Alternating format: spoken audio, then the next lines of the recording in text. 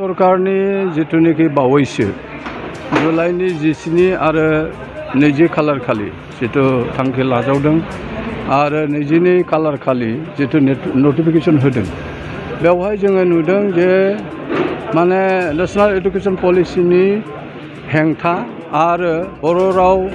बे regional language जायखौ ओनसोलारि राव होनदों असमियानो जा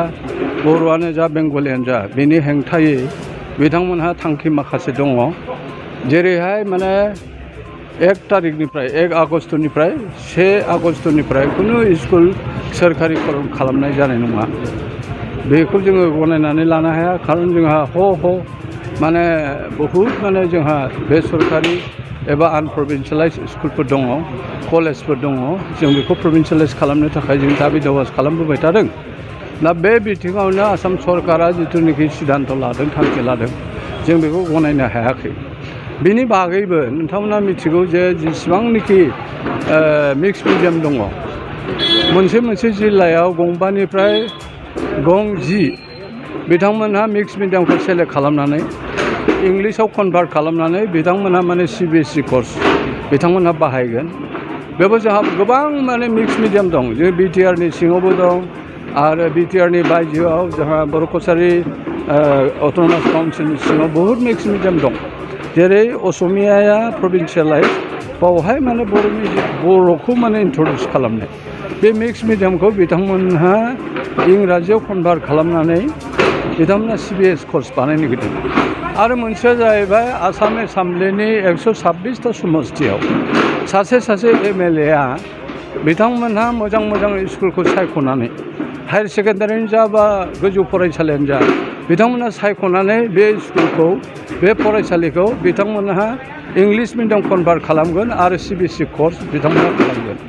बेजों लोगोसे जों नुनो मोनदों जे नोंथांमोनहा मिथिगौ जे गुदि फरायसालियाव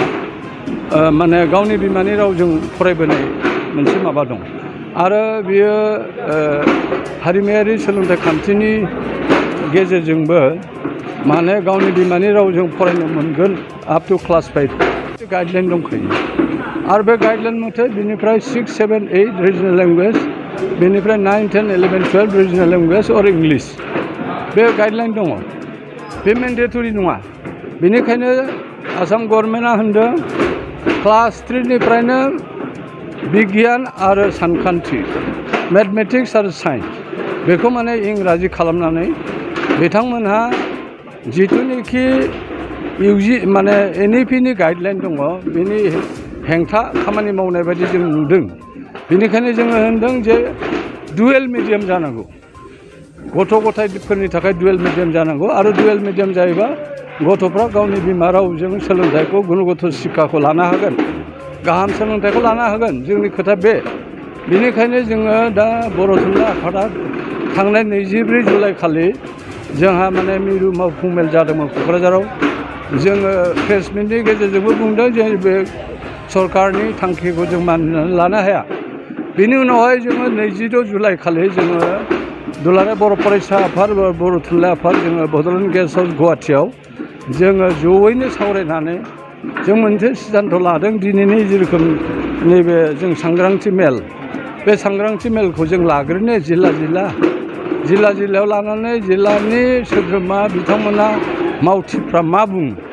दा बेनि फिडबेकखौ लानानै जोङो खामानिखौ आवगायनांगोन होननानै जों बे सांग्रांथि मेलखौ दिनै बेरगावआव लाजेनग्रोनाय जाबाय ओमफ्राय गाबोनबो दङ जोंहा चिरां बेनिफ्राय क'क्राझार बेनिफ्राय गवालपारा बेनिफ्राय सनितपुर बेबायदिनो जोङो माने लारि जोङो लादों सांग्रांथि मेलखौ दा खोथा जाहैदों जों मैया पानबाजारनि कन्टिनेन्टेल हटेलाव जोङो नुबाय जे जोङो दुलाराय बर' फरायसा आफाद आरो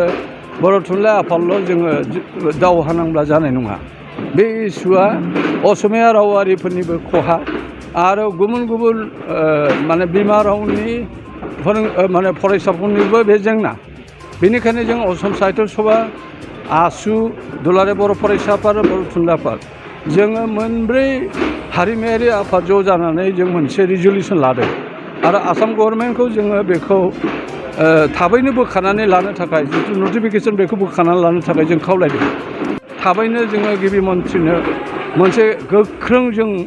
गोसोखां बिलाइ होगोन बेखौ बोखारना लानो थाखाय आरो नैथियाव जोङो जिमान माने इन्टेलेक्सुवेल दं जिमान माने फोरोंगिरि आफादफोर दं बेखौ लानानै जोङो सावरायगोन आरो थामथियाव जों जेसेबां जनगोष्ठीय साहित्य सभाफोर दङ जेसेबांनाखि ट्राइबेल साहित्य सभाफोर दं बिथांमोनखौ लानानै जों सावरायगोन आरो जोबनायाव जोङो एक्सन प्लेन जोङो आसाम गभर्नमेन्टआ जुदि मेम'रेन्डामखौ मानियाबा जोंनि गोसोखां बिलाइनि सायाव मोनसे रिएक्सन देखायाबा जुदि बेखौ उथायनानै लायाबा जोङो हयथ' बिकल्प बेबस्था लानो थाखाय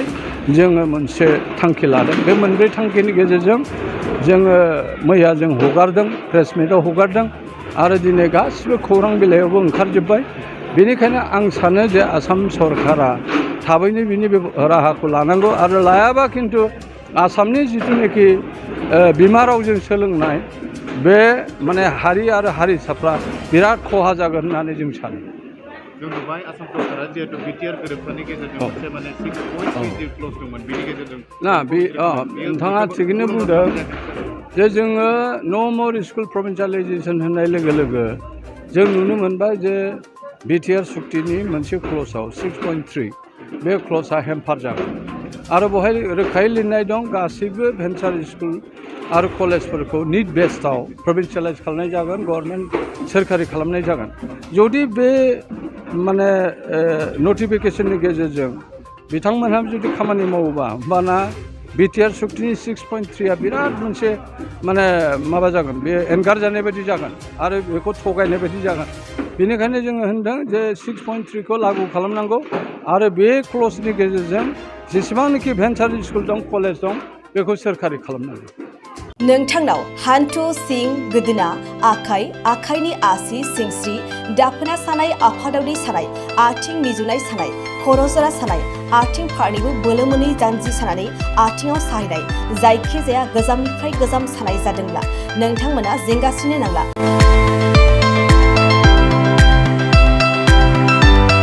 नोंथांमोननि थाखाय खम बेसेनावनो लाबोदों फिल नेचार जइन्ट फेन वेल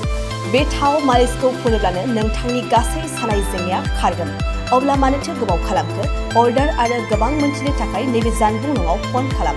9974030738